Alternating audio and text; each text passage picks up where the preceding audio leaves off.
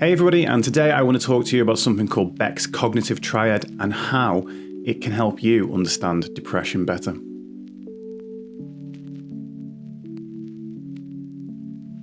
Hey everybody, my name's Dave, aka Mindset by Dave, and I am a mental health educator here in the UK. As well as doing education in the real world, I also put videos up here on YouTube, and we have Twitch streams where we talk about things live every Tuesday, Thursday and Friday. And we also have a Discord server where you can come in and you can communicate with us and share with a loving community about what's going on in your life around mental health. Anywho, on with the content. So Beck's Cognitive Triad is a theory that was put out there by Aaron T. Beck. Now, you may or may not have heard this person's name before, but you've certainly heard some of his legacy. He is considered to be the father of cognitive behavioural therapy. Unfortunately, just before I actually made this video, Aaron Beck actually passed away only 4 days ago. However, he did live to the ripe old age of 100, and in his legacy has left many amazing things. There are very many mixed opinions about CBT in the mental health space, and I think a lot of that comes from the fact that, particularly here in the UK, it is often offered out as the one-size-fits-all solution.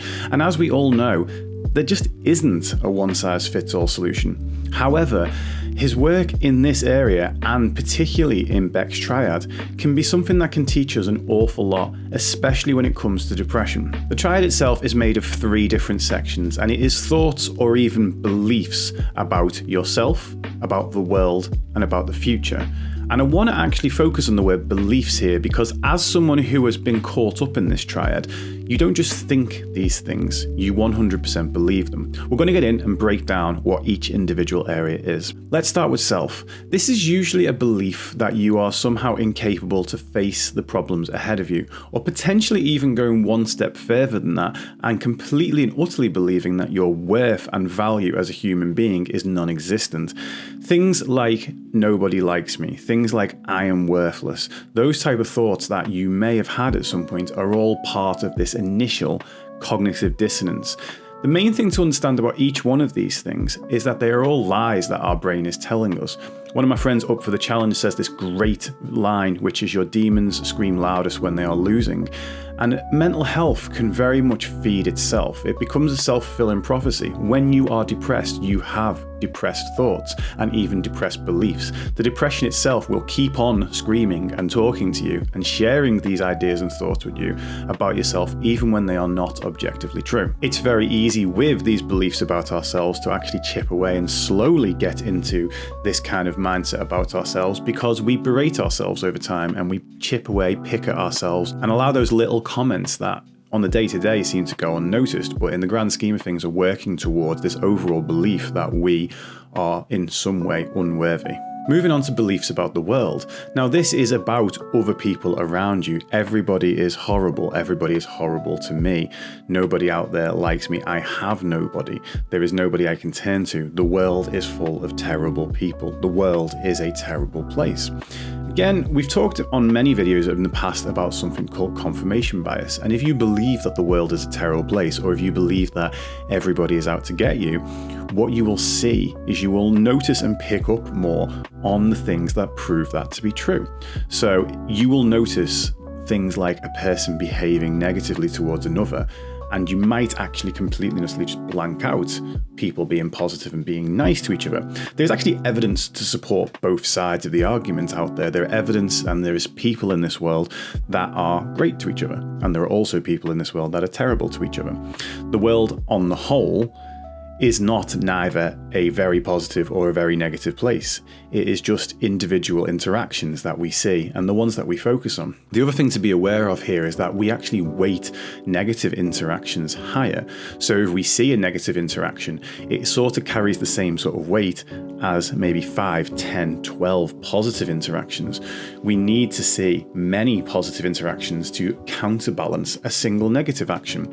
And if we bear this in mind when we think about, say, reading the news is generally filled with nothing but negative stories, with the occasional light-hearted fluff piece just tucked in away at the end. So I used to really love the show Russell Howard's Good News, because he would literally take the best bits of news from the week and show that to you in a condensed format where you are seeing many representations of good people and good situations in a short space of time. We have to be aware of these biases whenever we're actually experiencing this, because let's say you wake up in the morning, the first 3 things you see on Twitter are all negative pieces of news. That can set you up for the rest of the day to think that the world is a terrible place. And if you carry that belief around with you for too long, it gets harder. And that's a perfect place to segue onto the third belief, which is the future. This one is most commonly represented in the phrase, "it will always be this way." And the way we have to think about this is this particular belief multiplies the other 2. On diagrams of the cognitive triad, you will often see arrows going back and forth between the individuals. Personally, when I look at this, I find that the future belief multiplies them all. If you think that you're a terrible person, but you think, actually, with a bit of work, I can get better, that's not as bad a belief. That's not as harmful a thing to think as, I'm a terrible person and I'm always going to be this way. Similarly, if you think that I don't have any friends, the world is a terrible place, but it's getting better and I can make new friends. Again, it's not a nice thing to think, but it's got a positive spin on it. And as a result, we don't hold a belief for a long period of time, and we have hope attached to the idea that things could get better. If we multiply that by, I've got no friends, nobody likes me, the world is a terrible place, and it's always going to be like this, or even it's only getting worse, which when reading the news we can often say that the world is in a gradual state of decline. Now we multiply everything we believe through time, through infinity. You've possibly heard me say before about the longer we hold on to something, the heavier it gets. If I hold this glass up for 10 seconds, it's not particularly heavy. If I hold this glass up for 10 minutes, it begins to get heavier. If I hold it up for 10 hours, my arm's going to want to fall off. And if I hold it up for 10 days, I'm probably never using that arm again.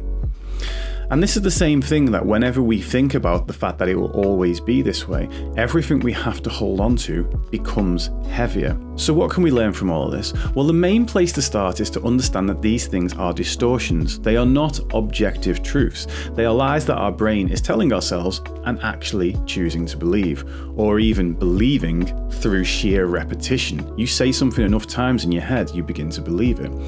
And actually, we need to go back to a very simple principle, which is that our thoughts are opinions, not facts. If a friend was to give you the same opinion and you didn't agree with it, you could disregard it, push it to one side, and just get on with things. However, when the thought comes from within our own head, we tend to believe it because, well, it's me thinking it. Having been a person that has thought all 3 of these things at the same time, I can tell you that it puts you in a very dangerous place.